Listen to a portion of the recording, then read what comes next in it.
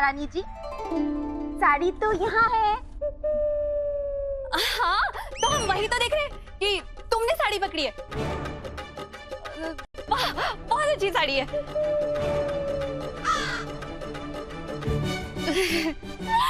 मुझे बहुत खुशी है कि आप दोनों को ये साड़ियाँ इतनी पसंद आई। इसी से यही सिद्ध होता है कि आप दोनों से अधिक सुंदर और अपने पति से प्रेम करने वाली महिला इस संसार में कोई है ही नहीं। महारानी जी, क्या आप ये सारी साड़ियाँ खरीदना पसंद करेंगी?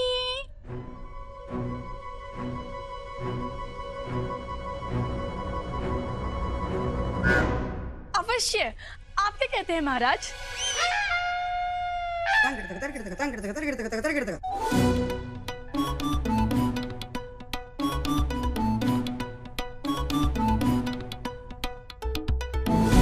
और हाँ, एक बात तो बताना मैं भूल ही गई महाराज। जैसे ये साड़ी महिलाओं में सिर्फ सबसे सुंदर और अपने पति से सर्वाधिक प्रेम करने वाली महिलाओं को ही दिखाई देती है, वैसे पुरुषों में भी ये सिर्फ उसी पुरुष को दिखाई देती है जो दिल का साफ हो, ईमानदार, भगवान का भक्त, हमेशा पूजा पाठ करने वाला, संध्या वंदन में रहने वाला हो।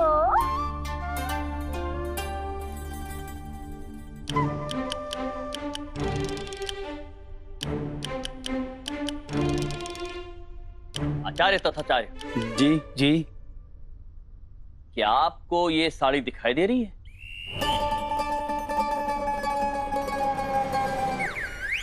आचार्य?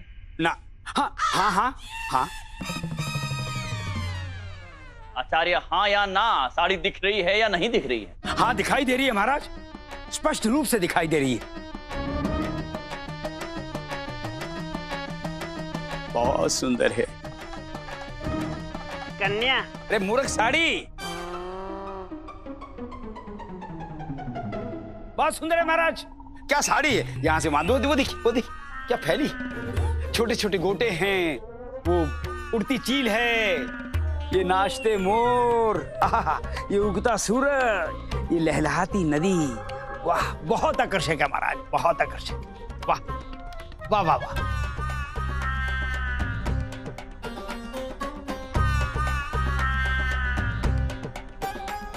मंत्रीवर, क्या आपको भी ये साड़ी दिखाई दे रही है?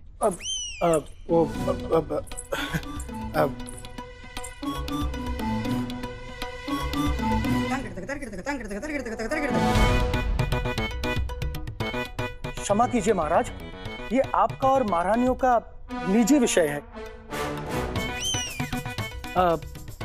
हमारे दिखाई देने से या ना देने से कोई अर्थ नहीं बनता।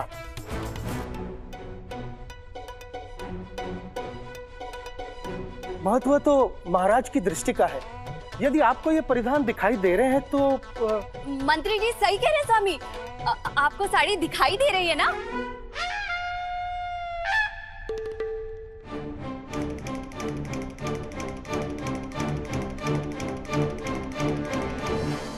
छोटी महारानी अगर सत्य कहे तो हमें लगता है कि बीच में बोलने के लिए क्षमा चाहती हूँ महाराज, लेकिन ये बताना भी बहुत जरूरी है कि जो व्यक्ति अपनी धर्मपत्नी से सर्वाधिक प्रेम करता है उसको भी ये साड़ी दिखाई देती है। तो अब देखना ये है कि आपके दरबार में ऐसे कितने आदर्श पुरुष हैं जिनको ये साड़ी दिखाई दे रही होंगी।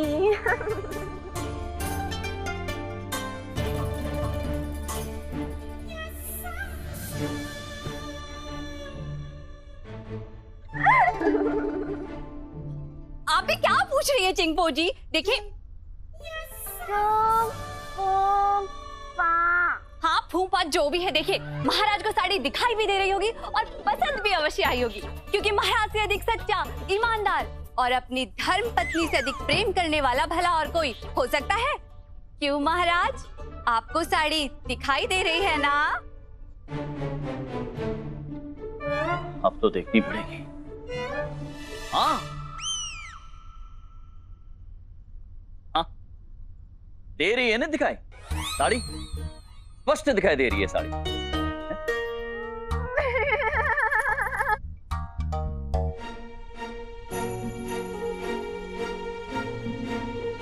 हाँ हाँ क्यों नहीं, इसने कहा है ना तो जरूर दिखाई देगी। तो चलिए महाराज, यदि आपको इतने स्पष्ट रूप से ये सभी साड़ियाँ दिखाई दे रही हैं, तो अब समय नष्ट मत कीजिए। जल्दी राजकोष में किसी को भेजकर 1000 स्वर्ण मुद्राएं मंगवाइए। हम ये सभी साड़ियाँ खरीद रहे हैं बस। हमें भी।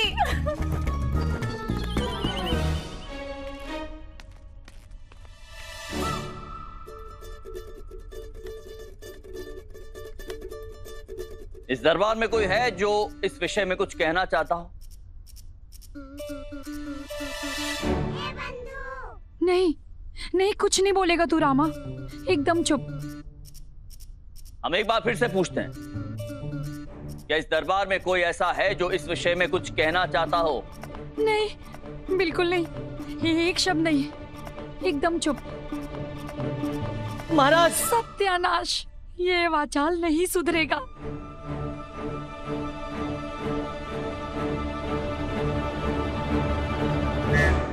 मैं कुछ कहना चाहता हूँ महाराज। कहो रामकृष्ण, क्या कहना चाहते हो तुम?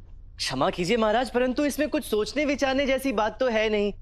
यहाँ सभी को इनका ये वस्त्र परिधान स्पष्ट रूप से दिखाई दे रहा है। राजगुरु तथाचार्य को तो इसकी नक्काशी, उड़ती चीलें, नाचते मोर भी स्पष्ट दिखाई दे रहे हैं। और निस्संदेह आपको भी दिखाई दे ही रहे होंगे महाराज, क्योंकि ये तो जग विदित है कि आप अपनी दोनों धर्म पत्नियों से कितना प्रेम करते हैं। तो मेरे विचार से महाराज, आपको इनका ये परिधान तुरंत खरीदकर आदरणीय महारानियों को भेंट कर देने चाहिए। कितना होशियार और बुद्धिमान है ये युवक। कौन है ये? सेवक को पंडित रामकृष्ण कहते हैं देवी जी। विदूषक हूँ इस दरबार में। विदूषक? अरे हाँ, वही ना जो दरबार में नाच कर गाकर बंदरों की तरह उछल कूद करके सबका दिल बहलाता है, वही ना? हाँ बिल्कुल वही।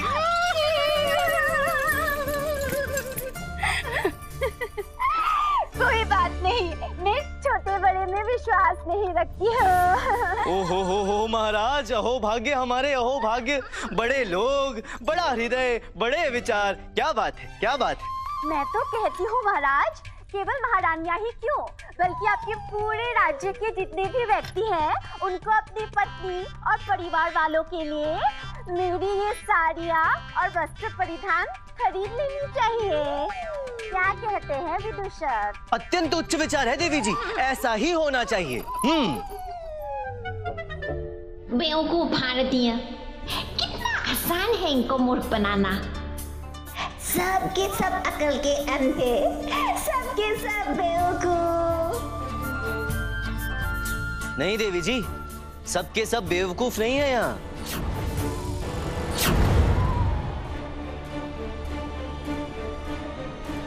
जी? आप ऐसा ही कुछ सोच रही थी ना? मैं तो विश्वास करें देवी जी, हम भारतीय इतने भी बेवकूफ नहीं हैं। हाँ, कभी कभी आदर सत्कार, विश्वास और संस्कार की वजह से ठगे जरूर जाते हैं, परंतु इतना सरल नहीं है हमें मूर्ख बनाना। मैं कुछ समझी नहीं। अरे मूर्ख नहीं है, इसीलिए तो आपके इतने आकर्षक, इतने मनमोहक, इतने सुंदर वस्त्रों को हाथ से जाने नहीं देंगे। हम इन्हें खरीदेंगे, अभी इसी समय खरीदेंगे।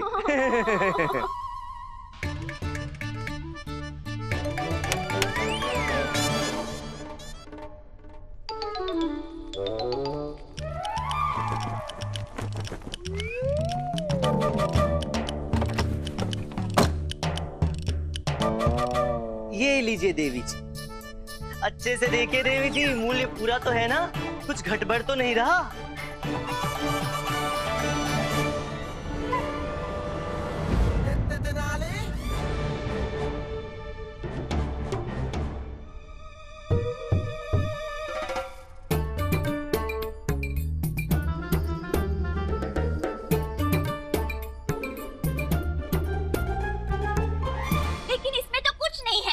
है तो सही देवी जी, ये देखिए, खन खन की आवाज भी आ रही है। क्या मजाक है ये?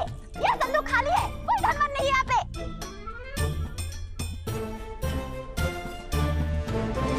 अरे रे रे रे, क्या बात कर रही हैं देवी जी? है तो सही इतना सारा धन।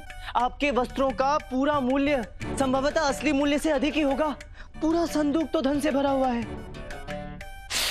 ओह, क्षमा क्षमा क्षमा क्षमा देवी जी, क्षमा। मैं तो आपको बताना ही भूल गया कि ये धन भी केवल उसी को दिखाई देगा जिसके मन में कोई छल कपट और बेईमानी ना हो। तो उस हिसाब से आपको तो ये धन अवश्य दिखना चाहिए।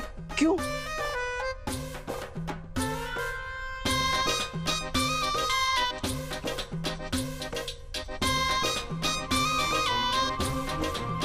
क्या हुआ देवी जी?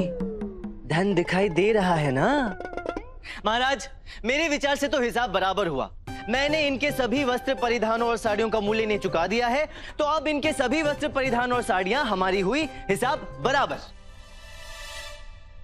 लेकिन धन कहाँ है? तो साड़ी कहाँ है? ये तो नहीं साड़ी। तो ये तो रहा धन। बेवकूफ समझा है मुझे। अपने आप को बहुत होशियार समझते हो। अरे नहीं नहीं देवी जी, मैं क्या तो... लगता है तुम्हें? मैं तेरे छाते में आ जाऊंगी? अरे नहीं, ऐसी कोई बात। जानते नहीं हो तुम मुझे। बहुत देखे हैं तुम्हारे जैसे दो बॉडी का विदूषक। तेरी भी मजाल मेरी दाव मुझ पे चलाता है। दाव? कैसा दाव देवी जी? अरे आपने अपने बनाए वस्त्र परिधान और साड़ियां हमें बेची, हमने उन्हें खरीद ली। ये रहा आपका सामान, ये रहा मेरा धन, हिसाब बराबर। इसमें दाव वाव कहाँ से आया महाराज? धन नहीं है तेरे हाथ में, देख रहे हैं सबके सब। है, आप सबसे पूछ सकती हैं। जिस तरह आपके हाथ की साड़ी सब देख रहे हैं, उसी तरह मेरे हाथ में रखा धन भी सब देख रहे हैं। बेवकूफ है सबके सब, अकल के अंधे हैं सबके सब। ये सब वही देख रहे हैं जो मैं इन्हें दिखाना चाहती हूँ। वही तो मैं कर रहा हूँ। ये सब वही देख रहे हैं जो मैं इन्हें दिखाना चाहता हूँ। यानी कि तू मानता है तेरे हाथ में कुछ नहीं है? यानी कि आप भी मानती हैं कि आपके हाथ में कुछ नहीं है? हाँ, नहीं है मेरे हाथ में कुछ भी।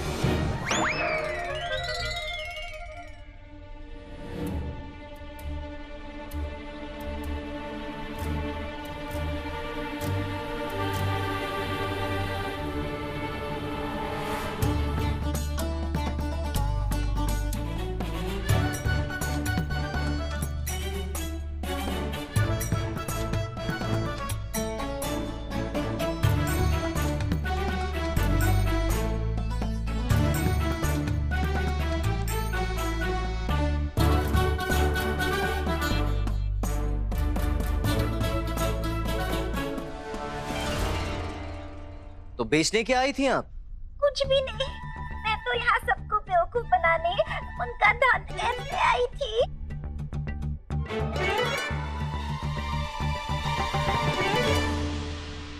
ले, खेल खत्म, पैसा हजम। चल निकल ले मनी। अब क्या धरा रखा है यहाँ पे? हाँ, होगी अपने बुड्ढे की फिर से मत्ती पली। माफी महाराज, माफी। गलती हो गई मुझसे, माफी।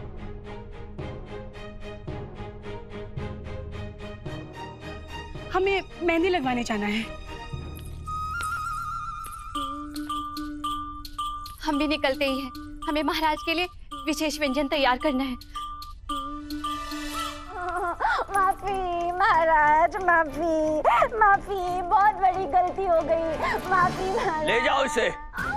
महाराज, माफी महाराज, महाराज, माफी, माफी। महाराज।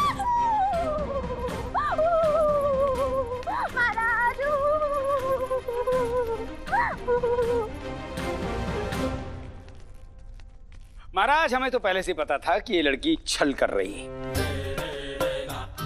हमारी छठी इंद्री ने हमें चेता दिया था कि अवश्य इस लड़की में कोई गड़बड़ है।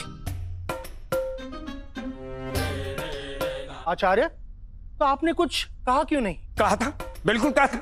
हमने अपने शिष्यों से कहा था। हमने कहा था कि लड़की कपट कर रही है। कहा था कि नहीं कहा था? नहीं। कहा था मंत्रीवर, हम दोनों से कहा था। महाराज, हम तो तेल देख रहे थे, तेल की धार देख रहे थे। बस अवसर की तलाश में थे कि जैसे हमें मौका मिले हम इस लड़की की सच्चाई सबके सामने लेके आए। वो थोड़ा विलंब हो गया। ये विदूषक रामा ने हमसे पहले उस लड़की की सच्चाई सबके सामने रख दी, वरना इसका भांडा तो हम ही फोड़ने वाले थे महाराज। हम तो जानते थे आचार्य, आपकी आंखों में भला धूल कौन झोंक सकता है। वही तो हम जानते हैं। हमारे रहते राजकोष की तरफ कोई टेढ़ी नजर उठा के देख भी कैसे सकता है। अबे रहने दे रे टेढ़े, यहाँ सब जानते ही तेरा कितना बड़ा आड़ू हो चुका है। सियानी बिल्ली खंबा नोच रही है। शाबाश रामकृष्ण, आज आपने ना केवल राजकोष के धन की रक्षा की है, अभी तो ये भी एक बार फिर प्रमाणित किया है कि बुद्धि कौशल में आपका कोई सानी नहीं।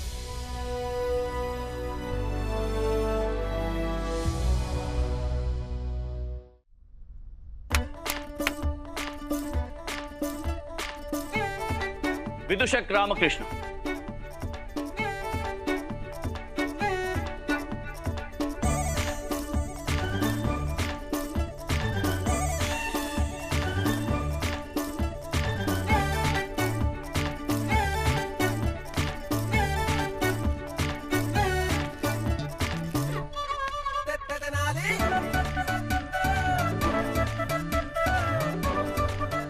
हमारी ओर से एक छोटा सा उपहार स्वीकार कीजिए।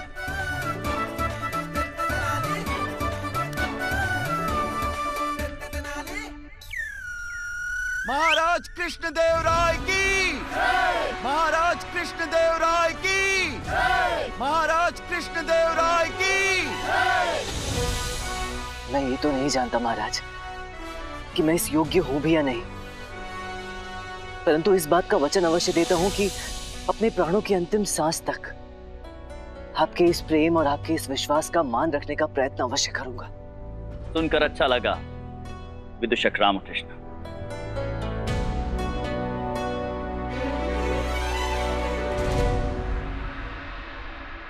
वैसे जो भी हो महाराज, एक बात बड़ी हास्यास्पद रही। वो जो लड़की इन्हें बंदर कहकर गई तो मन ही मन हमें बड़ी हंसी सी आ रही थी। नहीं मतलब हम कल्पना करने लगे थे इनकी बंदर के रूप में, उछलते कूदते, गुलाटियां मारते, कलाबाजियां खाते। अरे और तो और महाराज, कल्पना में ये केला भी खा रहे थे, वो भी बिना छिले हुए।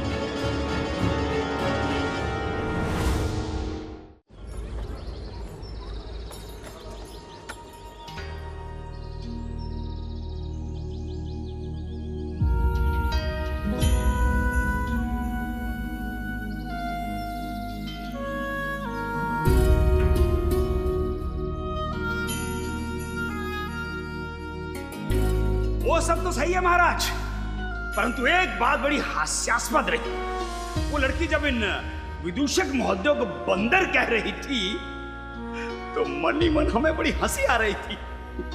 नहीं मतलब हम कल्पना करने लगे थे इनकी बंदर के रूप में, वो उछलते कूदते, गुलाटियां मारते, कलाबाजियां खाते।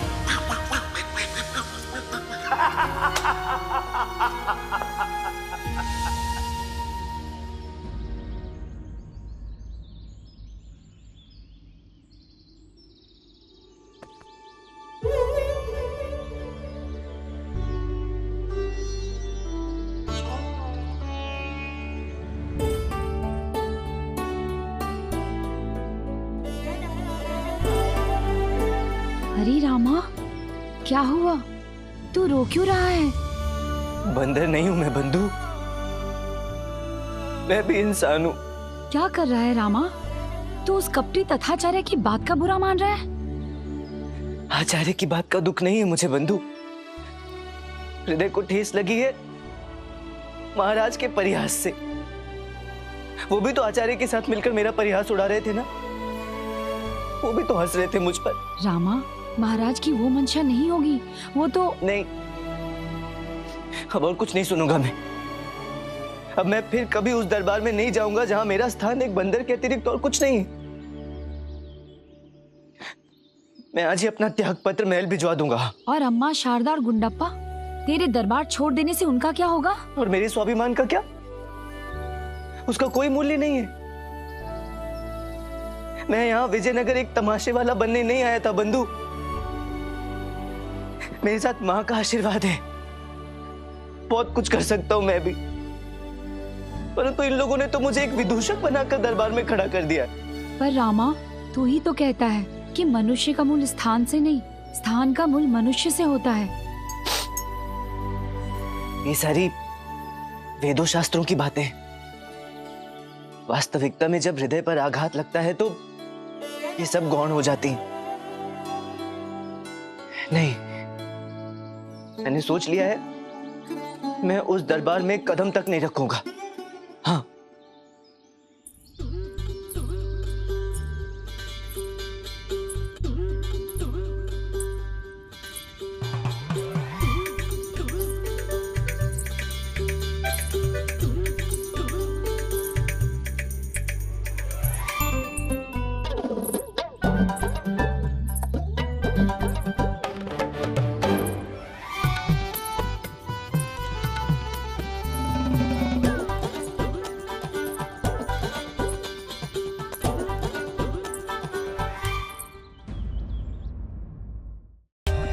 For more updates, subscribe to our channel, click the show links and enjoy watching the videos.